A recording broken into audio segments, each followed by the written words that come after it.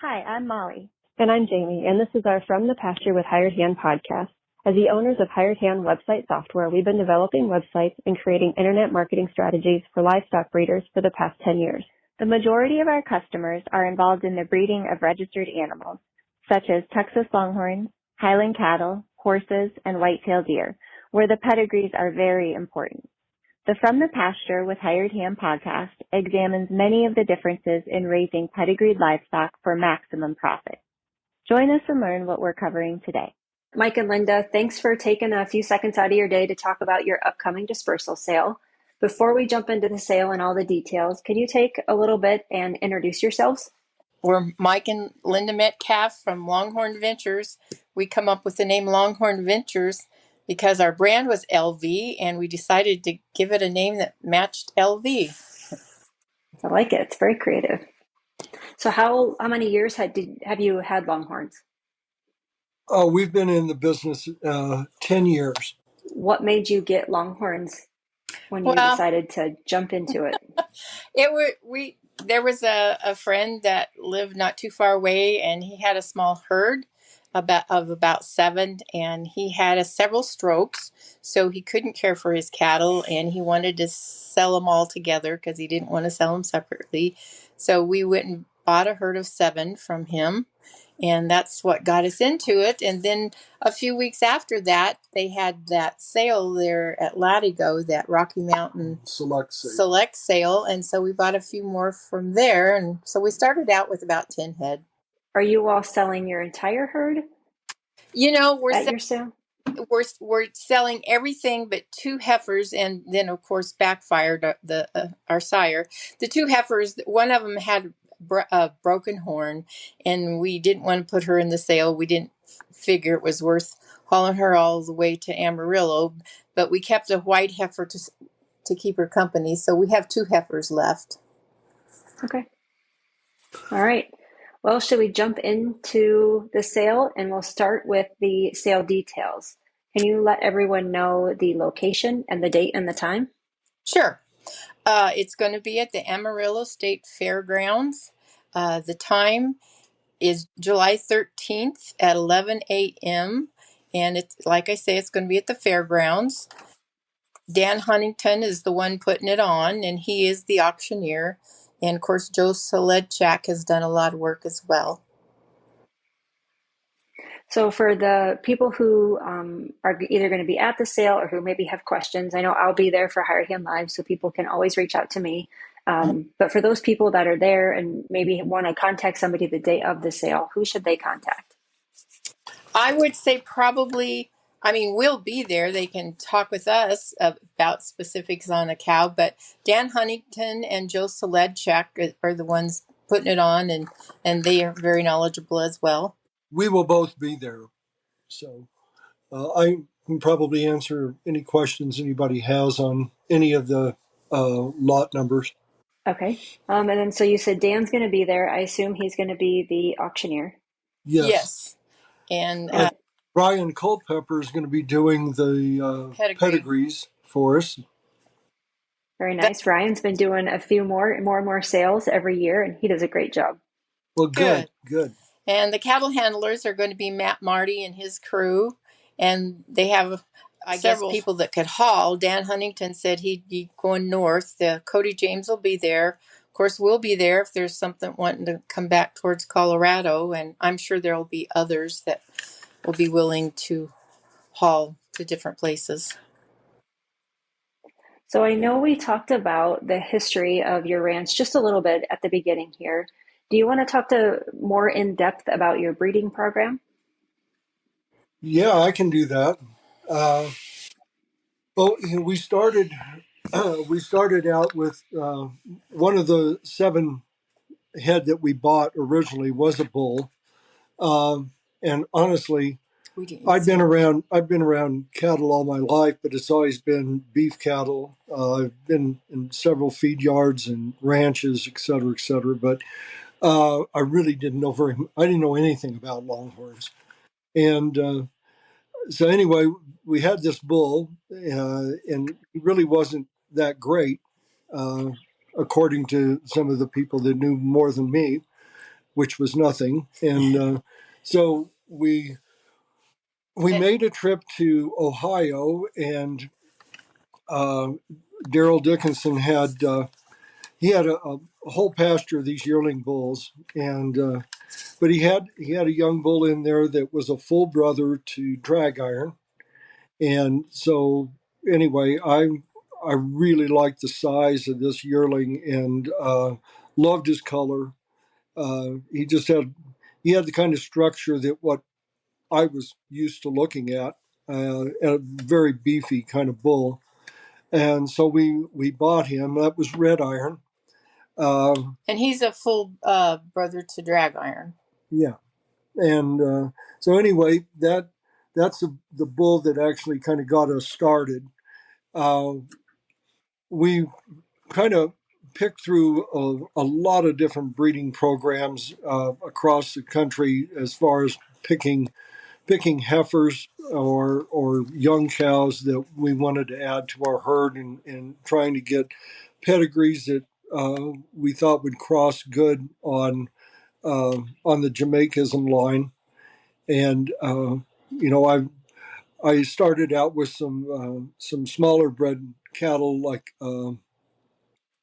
rim rocks, and we had a few of those. I got some really super cows out of Rimrock daughters, and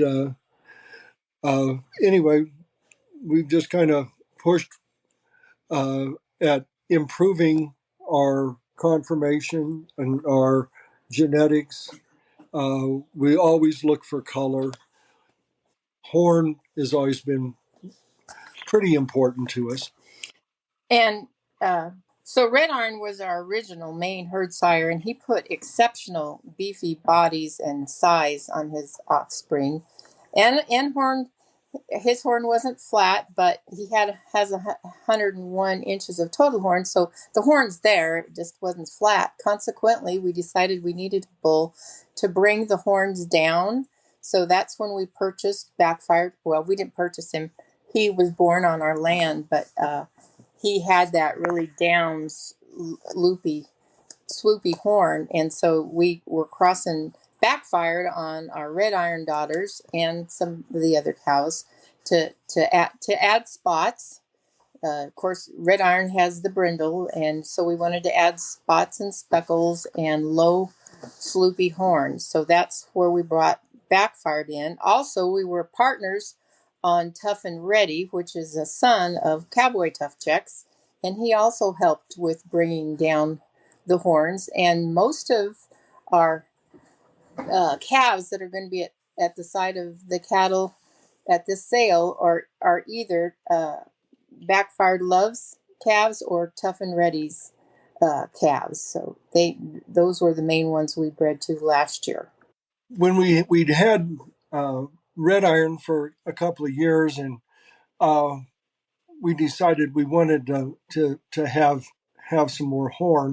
Before we ever got Backfired, we went to Texas, bought a really tall, long bull that won. He won several Horn Showcase championships for us, and so he did very, very well.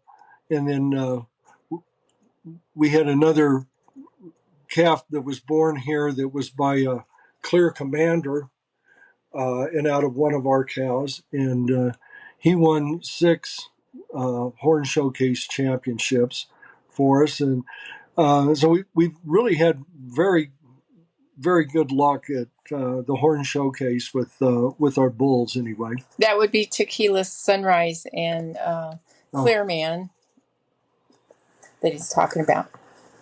Okay.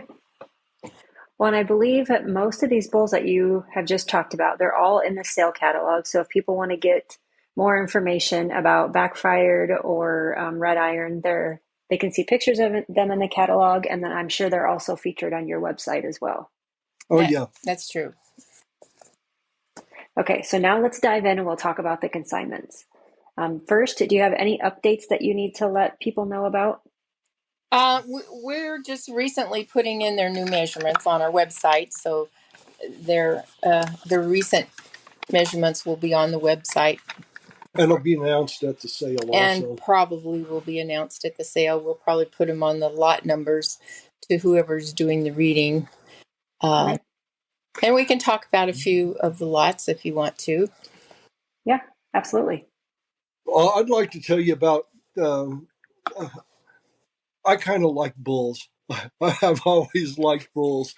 And I'm selling 3 very nice young bulls at this sale.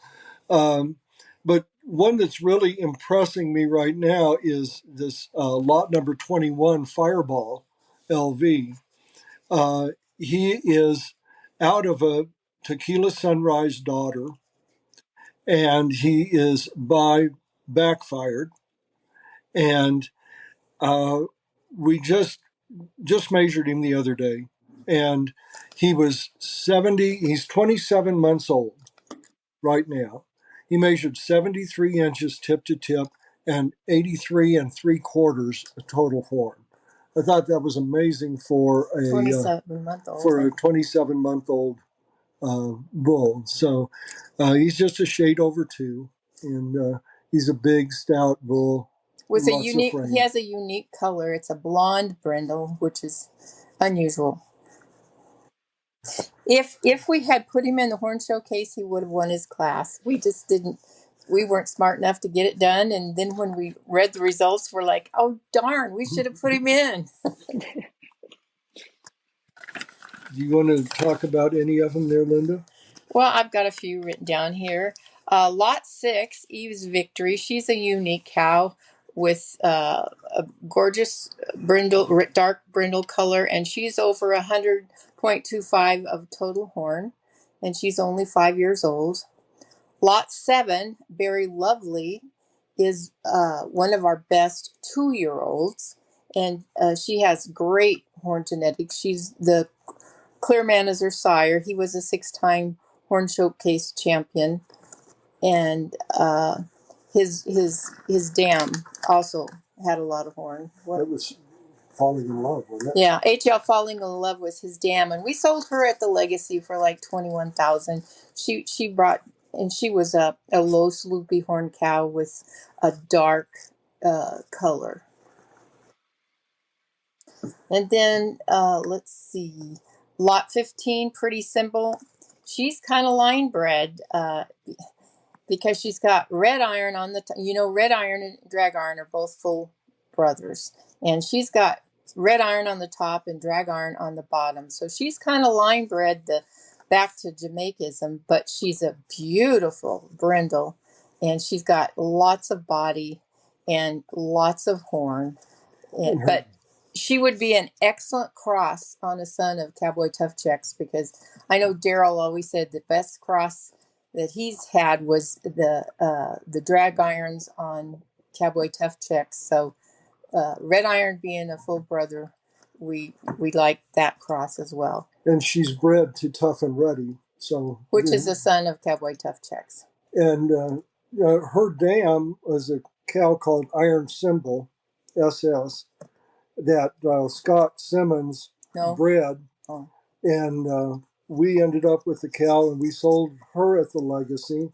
Dale Metz bought her, and she ended up, I think, as the runner-up to Cow of the Year for the money earners list that they had going there for a while. Yeah. And she's a great cow. She still is a great cow. She's an older cow. She's curly horned, and Dale was leading her in the longest time in 2023, but she ended up second, which is okay. Yeah, there's a lot of great cows in there that year.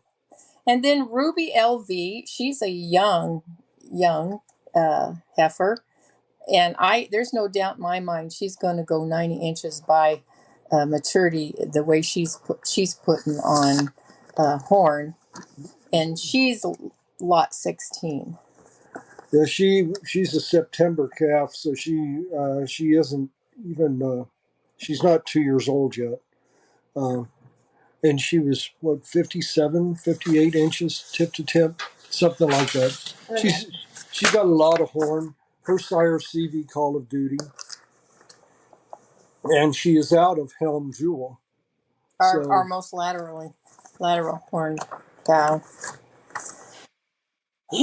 She's one the person really wants to watch there at the sale. She's very well bred, and she came from Kirk Twining, and very well bred.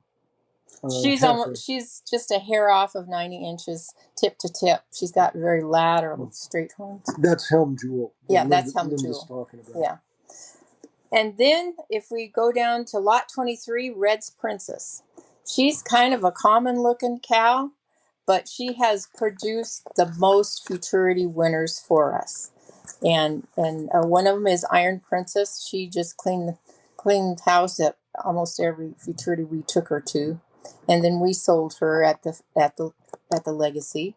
And she won the Legacy Futurity. And she won the Legacy Futurity. So Red's Princess, though, she's a common looking cow. She's white and her horns are taller, and she's not the prettiest cow, but she outproduces herself, and her offspring's just gorgeous. Then lot 28 is a bull named Tenacious, and he is producing a lot of black and white. His heifers always sell first because they just have spots and speckles and black and white splashed all over them. So he's putting out a lot of color, and he does have a lot of horn genetics. His sire's over 90, and what is on that? Del Charles. Del Charles is sire, and he's over 90. And then Texana, or what's the name? Dark Star. This is them. Yeah, and then on Tenacious, mm-hmm. Yeah, and then on the bottom side, he's got a lot of horn genetics as well. Love what you're hearing? Be sure to check out our Pickup Truck Confessions. It's a video series where we hop in the truck or rental car and interview a variety of breeders about what drives their passion for their livestock, how they got started in the breed of their choice, marketing tips, and more. And now, back to the podcast. I have a little game that I want to play with the two of you. Are you up for it? Sure. Okay. I'm wondering if you want to take a guess at who you think the top 5 viewed lots are for your sale. The top 5. Okay. I would say definitely our bull, Fireball. Yep, he came in at number 5, and he's lot 21 in the sale. And I'm guessing Hopes and Dreams. Hopes and Dreams. Yep, she's in there at number 4, and she's lot 35 for those that want to go check her out. Okay. And I'm guessing maybe Pretty Symbol. Is she in there? She's a nice one, but she didn't quite make the list. What about Very Lovely? Not her either. But what lot is she if people want to go take a look? She's lot 7. Okay. Eve's Victory? Lot 6? Nope, not her. Really? Oh. Yeah. Well, you tell us. I'm curious. Okay, I'll help you out here. So the third most viewed is lot number 1, Morning Dove, 218. Yeah. She's a beautiful cow with 50-50 daughter. That's probably why they like her. And she's a beautiful cow. Is there anything else that you want to mention about her? Well, she's a good producer. And she's exposed to red iron, so there should be a lot of color and size in that combination. Yeah, he's going to help her a lot. Yeah, she's very balanced. And, of course, red iron's strong point is his big, stout, balanced, heavy-muscled body. So, yeah, that's a good cross. So who's next? All right, so coming in at number 2 is Silver Girl, 82, and she's lot 20. Yes. Yeah, Silver Girl is a great cow. Yeah. And she's got a whale of a calf on her. Just unbelievable cow. She's not really our genetics, but she is a gorgeous cow. And I want to mention if you look on her top side, it says Hunt's demands respect instead of commands respect. And when we went out to visit Dale Hunt, Doug Hunt, and Doug told us that Hunt's demands respect was a lot better bull than Hunt's commands respect. but he died young, so there's not much of his progeny out there. And then All who was right, so first? yep, your number one most viewed is Tenacious. He's lot Really? 28. Yep. Really? Oh, bless his heart. Well, somebody is going to get one whale of a bull if they take him. Yeah. He produces great bodies, and like I say, our highest selling heifers have been Tenacious heifers for the most part because they're black and white, and that's what everybody seems to want. And he passes on a lot of that. But they're not only just they're not solid black. They always have spots and speckles and splashes. There's one other, I know I mentioned her, Hopes and Dreams. She's our only embryo calf. We had a big cow. She was 1,500-pound cow. Daughter of J.P. Rio Grande. Her name was Premier Astoria Grande, and she was out of Premier Astoria, who's well over 90 inches. We bought this cow from Dee Dee Strauss, and Dee Dee is famous for having great cattle. And so we brought this cow home, and we got a calf out of her, and then we decided we would flush her one time because she's getting some age on her. And anyway, we got this Hopes and Dreams heifer because I crossed her on Lightning in a Bottle, and Lightning is not a small bull. He's a big bull, and he's a correct bull, and of course he's black and white, and that helped him a lot. And he's over 90 inches.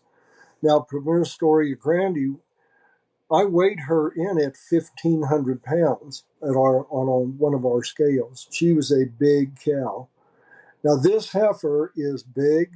She is put together absolutely correct. And she's pure, and she's the pure black and white. She's a true black and white. She's a true black, yeah.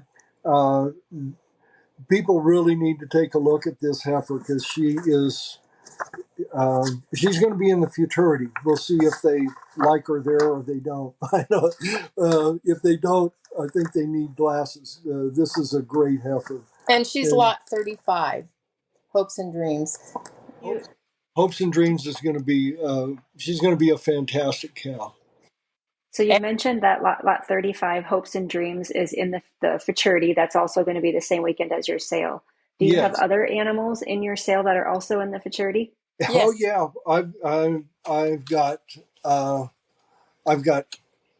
4 heifers in. Tell them their names. I've got Roxy LV. I've got Penny LV. Penny was born the last day of March, and she'll be in the same class as Hopes and Dreams. I put in a young heifer called Risky Lady, and she is by a bull that I was partners on called JH Rough Country. Mm-hmm. And he had phenomenal horn. And she is out of a Sniper daughter with really laid back horns. I think Sniper went over 90 as well. Yeah. And anyway, this little heifer has got really laid back horns. She's built pretty nice. She's kind of a brown color, but she's really a nice heifer. So I've got, let's see, Hopes and Dreams. I've got Penny, Risky Lady. I've got a nice little heifer called Roxy LV that, when people come and look at my yearling heifers, of course, they always go to Hopes and Dreams because she's big, she's black and white. And then they see Roxy, and it's like, man, this is one nice heifer. She's brindle and white.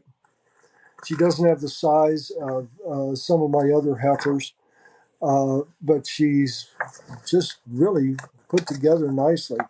And Roxy is by Rocky LV, which is a Clear Man son. And Clear Man he's one of the ones that won 6 Horn Showcase Championships. And then Noble Mark, it came out of Daryl Dickinson's genetics. by Noble Knight. But she's a beautiful, Roxy LV, lot 24 is a beautiful, beautiful brindle. And she's got a good horn set. She's got a little bit of chrome on her, but she's got excellent conformation. So I've got those, and then I stuck this little yearling bull in the bull class. His name is Tin Man, and he's a tenacious son. He's a brindle, and he's very stocky built bull. We'll see how they like him. He's he's a son of Pretty Symbol and out of Tenacious. So we've got the red iron and iron symbol on the bottom. We've got Del Charo and Tenacious, Del Charo, and Dark Star on the top. He's got a decent pedigree for sure. It makes somebody a nice bull. That's lot number 10. So yeah, we're gonna have him in the Futurity. We'll see how they do. I'm sure you'll do great. And while we're talking about the Futurity, let me mention just a few details about it. So the Futurity is going to take place on Friday, July 12th. The Futurity starts at 10 a.m. on Friday, and the awards will be that night at 6 p.m. At the awards banquet will be at the hotel, the Cactus Grove Inn. Let's see here. I talked to Matt Marty, who is putting on the Futurity right before our call here, and he gave me the names of the judges. So I'll run down those really fast. The judges will be Suzanne Torkelson, Kathy Palladini, Brett Krause, Ross Ohlendorf, and then Devin Culpepper. And he also said there will be 11 classes, 6 heifer and 5 bulls, with a total of 138 animals entered in his Futurity. So a very good sized Futurity. That'll be great. Yeah, that's great. I'm glad Matt put that together and getting him. He's done a great job of getting sponsors. This is going to be a good Futurity, and it's going to be for several years. I can see it. I think it's going to be a winner for the whole Longhorn industry. To be quite honest about it. Well, is there anything that we didn't mention about your sale, or any lots that we didn't talk about that you want to talk about before we end the podcast? Well, I'd like to thank the entire Longhorn family that we have out there. This is, we've spent 10 years doing this, and we've certainly found some great friendships out there. I've never been around a bunch of people that are as nice and easy to live with, and willing to help you as the Longhorn industry. You guys have really been good to us for a lot of years, so thank you very much. Yeah, it's not only the quality of the Longhorn people, but the breed, the whole breed as well. The Texas Longhorn are moving forward and evolving by leaps and bounds, and they just get better and better every year. I mean, just in the short time we've been in it, 10 years is not long compared to a lot of breeders, but we can just tell, and even in the last 4 years, oh my gosh, the Futurity quality is just booming. It just is jumping out there by leaps and bounds in the quality, the color, and the length of horn of the animals in the Futurities. Well, thank you again, and I hope you both can enjoy your retirement, and we will see everybody on July 12th and 13th. Okay, and there's not a better bunch of people than the Longhorn people. Thank you, Jaymie.